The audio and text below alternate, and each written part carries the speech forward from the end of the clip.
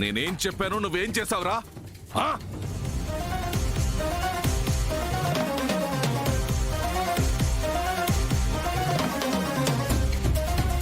తులసికి నాకు సంబంధం లేదు, కనీష్కే మా ఇంటి కోడలని చెప్తానని ఒప్పుకున్నావు కదరా?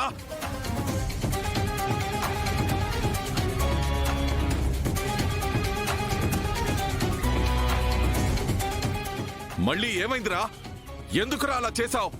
చెప్పు, ఎందుకు చేశావు? ఏమైందో నాకు కూడా తెలియదు నాన్న. నిజంగా నువ్వు చెప్పినట్టే చెప్దాం అనుకున్నాను,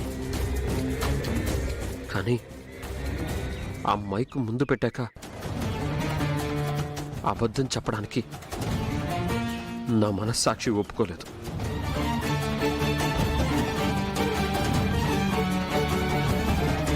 ఎందుకంటే నా మనసులో తులసి మాత్రమే ఉంది నాన్న.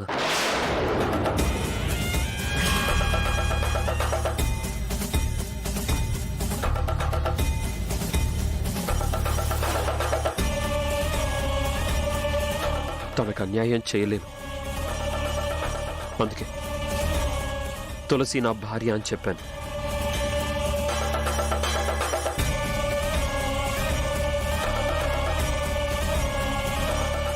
మరి అలాంటప్పుడు నా కూతురితో మళ్ళీ పెళ్లికి ఎలా ఒప్పుకున్నావు?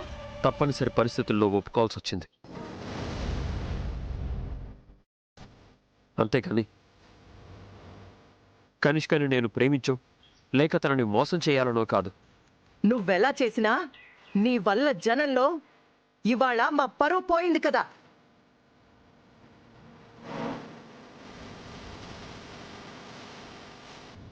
ఒరే, ఆ తులసిలో ఉన్నదేంటి, ఈ కనిష్కలో లేనిదేంటో నాకు అర్థం కావట్లేదురా.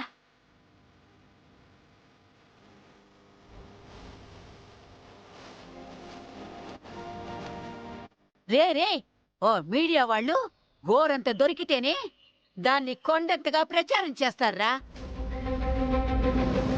అలాంటిది ఇవాళ నువ్వు చేసిన పనికి వీడి రాజకీయ జీవితం, నీ భవిష్యత్తు రెండూ ప్రశ్నార్థకం అయిపోయాయిరా. ప్రశ్నార్థకం కాదు, ఫుల్ స్టాప్ పెట్టిస్తాను.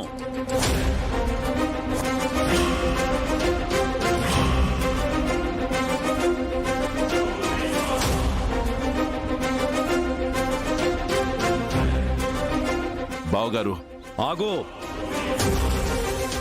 ఇంకా ఏ మొహం పెట్టుకుని అలా పిలుస్తున్నావు నన్ను?